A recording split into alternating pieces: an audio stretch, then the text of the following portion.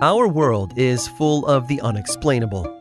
And if history is an open book, all of these amazing tales are right there on display, just waiting for us to explore.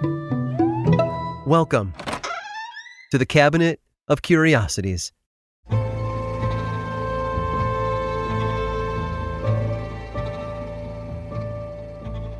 Bishop Joseph Lanier was told that something terrible would happen, but he didn't find out until it was too late. He'd been sitting at his desk, going over some letters when he spotted one standing out from the rest. The envelope was black around its edges, and it was sealed in black wax, the Archduke's royal seal pressed into it. Joseph knew who had sent it immediately. He tore it open and read its contents. The letter he held was a premonition from an old friend. This friend was concerned that he and his wife would be killed in a political assassination while traveling in Sarajevo. The letter had come from Archduke Franz Ferdinand himself and was dated June 28th of 1914 at 3:30 a.m.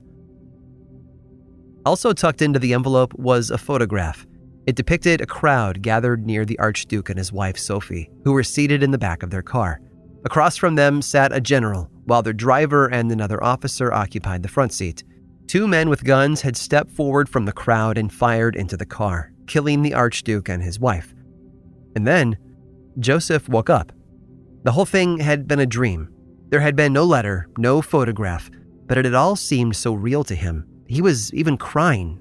He looked at the clock, which read 3:30 a.m. Leaping out of bed, he ran to his desk and recorded everything that had happened in his dream, followed by hours reciting his rosary. His servants found him just before 6 a.m. and asked if he was okay. He was not okay. Joseph told the servants to find his mother and the house guests that had been staying with him and for everyone to meet him in the chapel. He would hold mass for their royal highnesses. After mass, he sat down and sketched the scene from his dream. He drew the street, the crowds, and the car, paying close attention to the people inside and how they had been positioned in the photograph. He then sent the sketch, along with his story of the dream, to his brother. For the rest of the day, he watched the clock in fear, wondering, waiting. A knock on his door startled him. He opened it to find a messenger holding a telegram from Vienna.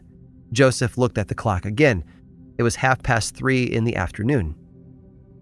The telegram brought the news that he'd feared the most. Upon entering their car, which had been specifically built just for them, someone threw a grenade at the Archduke and Sophie. It flew over the vehicle and exploded, injuring royal staff behind them. The couple, however, had not been harmed. Ferdinand and Sophie laid low at the governor's residence in Sarajevo before venturing back out. They wanted to visit those who had been hurt in the blast before they left the city, but their instructions hadn't been given to the drivers in their caravan. Realizing their mistake, the chauffeurs backtracked to a side street and stopped. They'd been blocked from moving any further. A young Serbian nationalist of only 19 had been sitting in a cafe across the street and recognized the famous couple. This was his chance. He got up and walked over to the car, where he pulled out a pistol and fired at the Archduke and his wife. Ferdinand died within minutes. Sophie passed away before the driver could reach the hospital. The scene was almost exactly how Joseph had envisioned it in his dream. Ferdinand and Sophie had been seated together in the car, which had stalled on a narrow street. The only difference had been the lack of a second shooter during the real-life attack. Joseph was questioned about his premonition, as were his brother Edward, a Jesuit priest, and other witnesses he told. Everyone confirmed that they learned of the dream hours before the actual murder took place. The sketch only added to the mystery. Ferdinand's death hit Joseph pretty hard. Not only had he been a supporter of the Archduke's, but Ferdinand had been a student of his as a young boy. The bullets that had killed the royal couple had been heard around the world, and in many ways were the first shots of World War I. And Bishop Joseph Lanier had heard them before anyone else.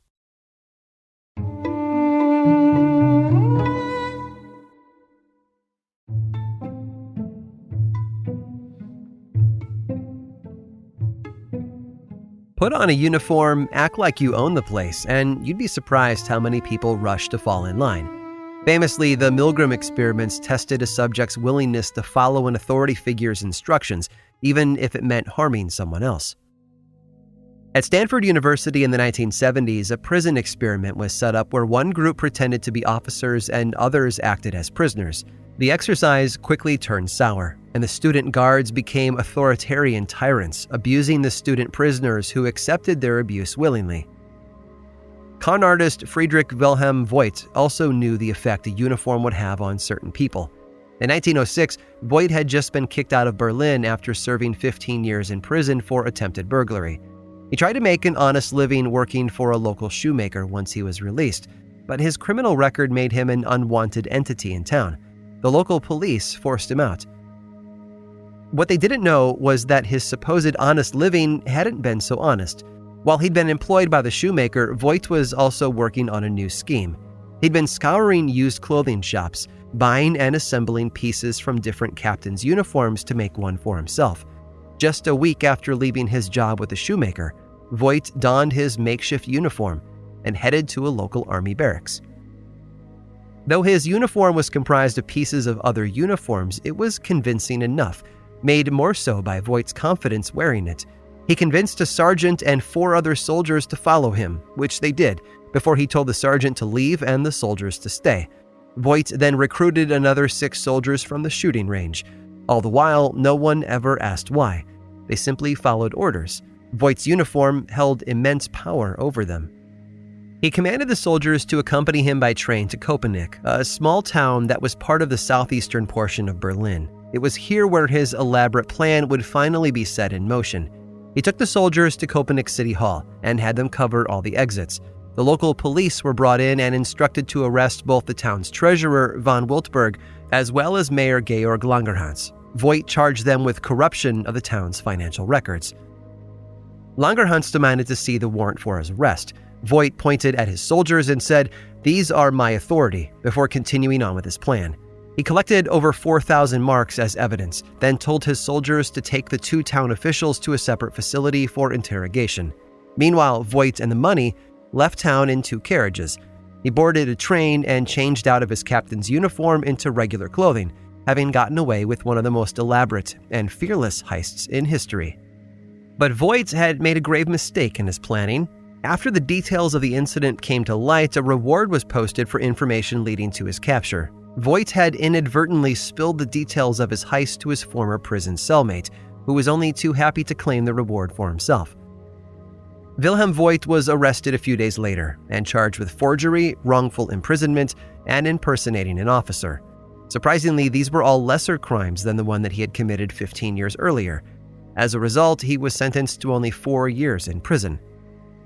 The press and the public found themselves amused by his antics, calling him the Captain of Köpenick. German Kaiser Wilhelm II pardoned him after only 2 years, presumably because Voigt had proven that the German military was a force to be respected and obeyed no matter what. British papers found it laughable that all the authoritarian German stereotypes had been proven to be true, and Voigt himself finally managed to turn his life around and make an honest living. He became a kind of celebrity all over Germany. Playwrights put on shows about his caper, which he attended and signed autographs for the audience. He wrote a memoir detailing his account of the heist as well. Voigt eventually settled in Luxembourg, where he once again resumed work as a shoemaker. With the help of a wealthy dowager, he managed to buy a house for himself and retire, before passing away in 1922. Since then, Voigt has become a folk legend of sorts, a reminder of the power that someone in uniform has over people, and why the old adage still holds true today, that absolute power corrupts absolutely. I hope you've enjoyed today's guided tour of the Cabinet of Curiosities. Subscribe for free on Apple Podcasts or learn more about the show by visiting curiositiespodcast.com. This show was created by me, Aaron Mahnke, in partnership with How Stuff Works. I make another award-winning show called Lore, which is a podcast, book series, and television show, and you can learn all about it over at theworldoflore.com. And until next time, stay curious.